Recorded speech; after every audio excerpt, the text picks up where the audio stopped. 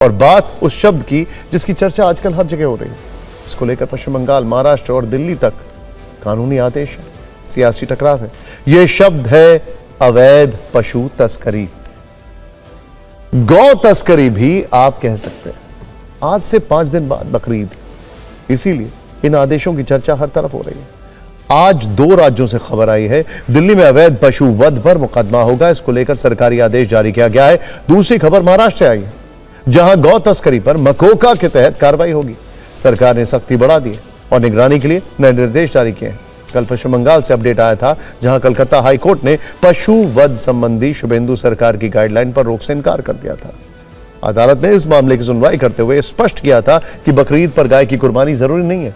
बिना जरूरी fitness certificate के गाय, भैंस, बैल या बछड़े का वध नहीं किया जा सकता है।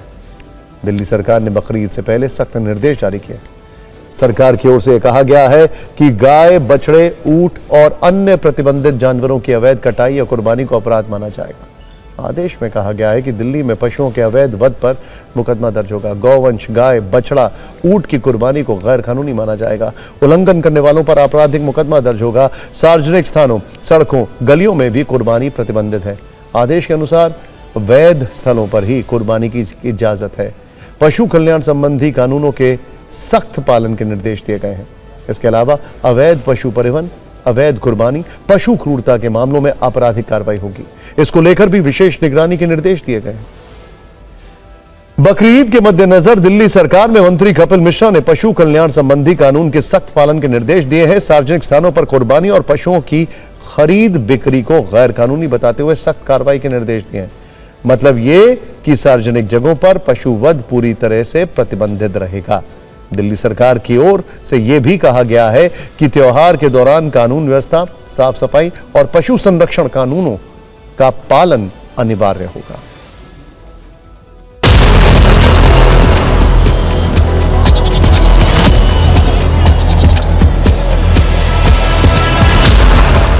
दिल्ली में गौवंश, गाय, बछड़ा तथा ऊंट व अन्य प्रतिबंधित जानवरों की कुर्बानी पूरी तरह से गैर कानूनी है और ऐसा करने पर या ऐसा करने की कोशिश करने पर आपराधिक मामला दर्ज किया जाएगा, कानूनी कार्रवाई की जाएगी। इसी के साथ साथ सार्वजनिक स्थानों पर, सड़कों में, गलियों में, सार्वजनिक स्थलों पर कुर्बानी भी पूरी तरह से प्रतिबंधित है, इसकी अनुमति नहीं है और ऐसा करने वालों पर भी कानूनी कार्रवाई की जाएगी। इसी के साथ साथ मार्केट में जानवरों की अवैध रूप से खरीद फरोख्त करना, सड़कों में, गलियों में मार्केट लगा के पशुओं को बेचना, खरीदना, यह भी पूरी तरह से गैर कानूनी है, इसकी अनुमति नहीं है। हर स्टेट ने ऐसे कानून पास कर रखे हैं। हर स्टेट में इस तरह के स्थान बनाए हुए हैं जो डेडिकेटेड स्थान हैं जहां कुर्बानी दी जा सकती है। अब इसको आप नए सिरे से पैकेजिंग करके पूरा कम्युनल बनाना, पूरा पोलराइज करना, एक समुदाय के खिलाफ, मुस्लिम्स के खिलाफ एक नफरत का माहौल पैदा करना, ये कहां तक उचित है, ये समझ में नहीं आता। इसमें नेताओं को आके नेतागिरी नहीं करनी चाहिए, क्योंकि किसी भी धर्म के खिलाफ जब आप कुछ बोलते हैं तो दूसरे धर्म को तकलीफ होती है। हम भी एक धर्म को मानने वाले लोग हैं, हम लोग हिंदू हैं। कोई भी हिंदुत्व के खिलाफ बोलता है तो तकलीफ होती है। वैसे कोई इस्लाम को मानता है तो इस्लाम के खिलाफ बोलने से इस्लाम को मानने वालों को तकलीफ होती है। ये देश महाराष्ट्र में भी देवेंद्र फडणवीस सरकार गौ तस्करी पर सख्त फैसला ले रही है।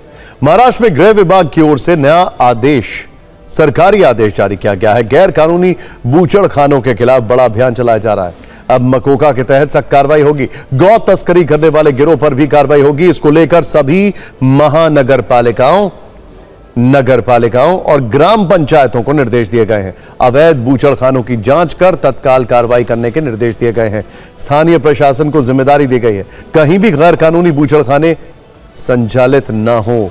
इसके अलावा महाराष्ट्र सरकार ने परिवहन विभाग को भी इसकी निगरानी के निर्देश दिए हैं। पुलिस, पशु संवर्धन और परिवहन विभाग में नोडल अधिकारी नियुक्ति होंगी। नोडल अधिकारियों के संपर्क नंबर सार्वजनिक करना होगा। महाराष्ट्र के सीमावर्ती जिलों में संयुक्त जांच चौकियां स्थापित की जाएंगी। पुलिस, परिवहन विभाग, पशु संवर्धन विभाग नियमित जांच अभियान चलाएंगे। यह भी कहा गया है कि हेल्पलाइन नंबर 112 पर गौ तस्करी, अवैध गोवंश परिवहन या गैर कानूनी बूचड़खानों की शिकायत की जा सकती है, जिसके बाद पुलिस तुरंत कार्रवाई करेगी। दरअसल अवैध पशु वध पर सियासी टकराव की शुरुआत पश्चिम बंगाल से हुई थी, जिसके बाद देश भर में इस पर राजनीतिक चिंगारियां भड़क उठी।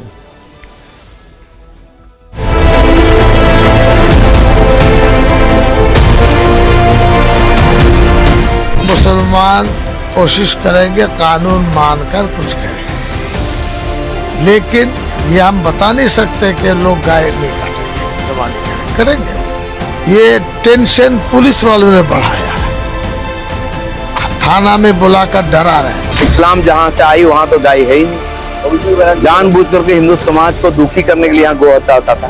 जो संख्यागुरु समाज है उनकी भावनाओं को देखते हुए और कानून को मानते हुए अपना त्योहार को मनाना चाहिए। इसमें सबकी भलाई है, खुद मिलजुल करके खुशी से मनाएं उत्सव।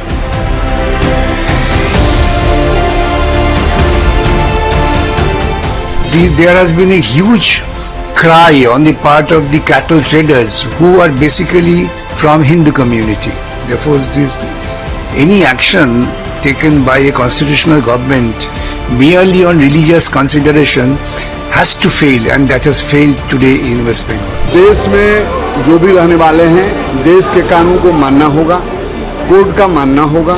रही सवाल कुर्बानी जायज है, कुर्बानी आप करते हैं। देखिए, कुर्बानी सड़क पर नहीं होनी चाहिए, नमाज सड़क पर नहीं पढ़ना चाहिए।